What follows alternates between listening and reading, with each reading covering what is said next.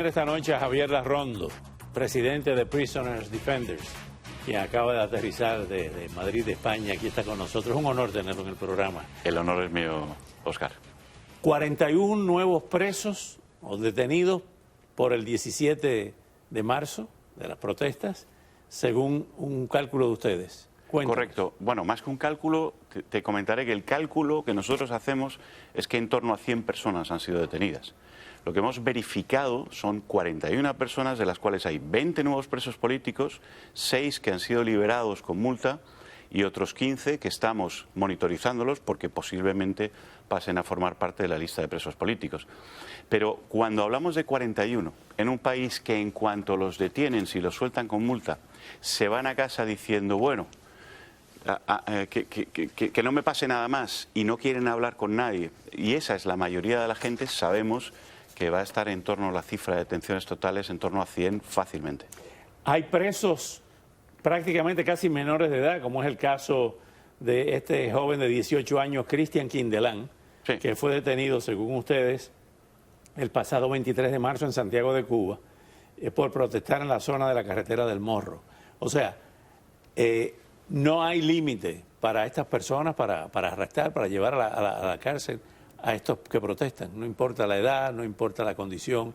Pero además, fíjate lo curioso de todo esto, es que han detenido en Santiago de Cuba y en muchas partes del país en estas protestas, pero el propio Díaz-Canel, la secretaria del partido en la provincia y el ministro han dicho que las protestas habían sido pacíficas y que tenían que haber mejorado la comunicación para demostrar que en realidad fue simplemente una satisfacción del pueblo que ha sido satisfecha, etcétera, etcétera. Y entonces, ¿qué ha pasado con los 41 detenidos que ya están verificados? Es decir, ustedes están reconociendo que fueron pacíficas y por qué son detenidos. Ahora, Óscar, están revisando los vídeos y yendo a las casas a detener nuevas personas que para ellos sean CR, contrarrevolucionarios. Javier, ¿por qué? Y esta pregunta me la hacen muchas personas. O sea, yo simplemente estoy sirviendo de vehículo para hacerte esta pregunta a ti, que estás involucrado desde hace tanto tiempo en estos temas de derechos humanos. ¿Por qué en el caso cubano no hay la misma reacción internacional de rechazo, de censura, de condena, de crítica, como hay con otros países que son quizá democráticos y estén cometiendo alguna que otra violación, porque no hay régimen perfecto, no hay gobierno perfecto? Sin embargo, con Cuba son tan cuidadosos, para decirlo menos, para no condenarlos públicamente. Bueno, esa es una pregunta que es la clave de la pregunta sobre lo que pasa en Cuba, Venezuela, Nicaragua y Bolivia, porque al final son un dominó. Tiene una serie de factores. En primer lugar, el factor emocional. ¿Cómo nace el régimen de Cuba? ¿Enfrentándose a qué y con qué halo emocional en la izquierda mundial? Eso quedó impactado en muchos corazones de muchas personas, que las emociones cuando se meten bien dentro es muy difícil sacarlas. Pero además luego han construido, gracias a la Unión Soviética, en muchísimos años, una red internacional de relaciones y de compra de voluntades y de creación de grupos propagandísticos por todo el mundo que han ayudado a todo eso. Es decir, todo esto es un entramado que lleva urdiéndose decenas de años y que ha calado y que ahora tenemos que revertir. Entonces, se está revirtiendo. Es decir, el clima político, por ejemplo, en Europa, ya ha habido varias condenas muy importantes, 6 condenas en 5 años. La última hace nada, que incluso en la última condena hay una serie de cláusulas realmente impactantes, que cuando sean ejecutivas vamos a ver el impacto. Pero esas condenas se dan además con el voto a favor de muchísimos europarlamentarios de izquierda. Es decir, hay condenas por encima de los 500 votos. Por lo tanto, el clima político hoy en día de la narrativa cubana se está derrumbando, pero todavía hay mucho trabajo que hacer. Y lo que vivíamos hace 10 años, eso sí era para tirarse por un puente. O sea, el régimen cubano, crímenes de lesa humanidad, apoyando los crímenes de lesa humanidad del régimen venezolano, etcétera, etcétera, Nicaragua, etcétera, etcétera, y el mundo encima aplaudiendo un acuerdo de diálogo, Cuba se va a democratizar, poco más o menos. Eso ha cambiado, pero todavía hay un camino que recorrer. Evidentemente que hay, hablando de emociones y de la parte emocional, con Cuba y España hay un vínculo histórico muy estrecho, de afectos, de todo lo que tú puedas llamar en todo ese proceso histórico. ¿Ha cambiado esa percepción de la dictadura cubana en España?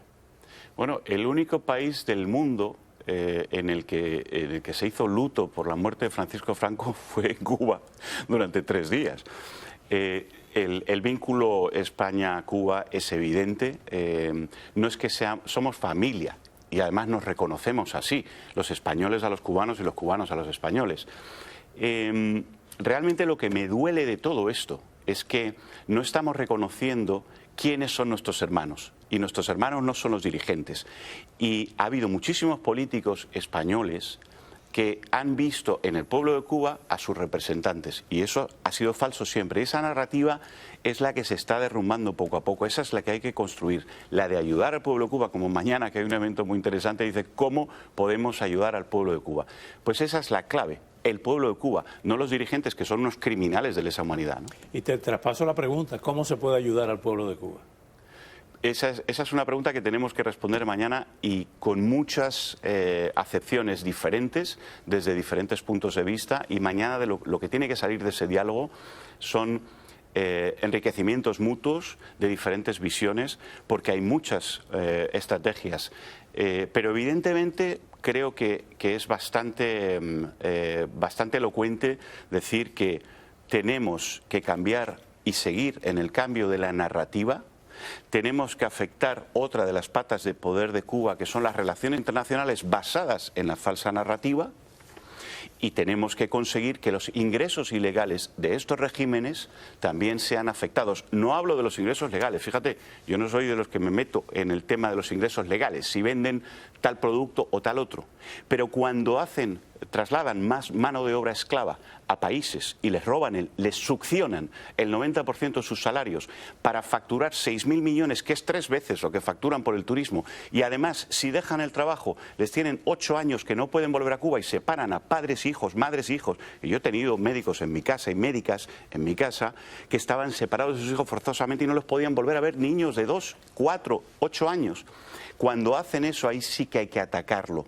Es decir, los ingresos ilegales de Cuba se tienen que atacar desde cualquier punto de vista. Ahora estaba el congresista Díaz Balar, que ha tenido una iniciativa para decir quien trafique no entra en Estados Unidos. Quien trafique con seres humanos no entra en Estados Unidos. Magnífica iniciativa. Porque yo creo que el ataque tiene que venir para... Si es que tenemos a un gobierno que comete crímenes de lesa humanidad, no tenemos que atacar las cosas que aparentemente son legales. Tenemos tantas ilegalidades que atacar que es ahí por donde tenemos que ir.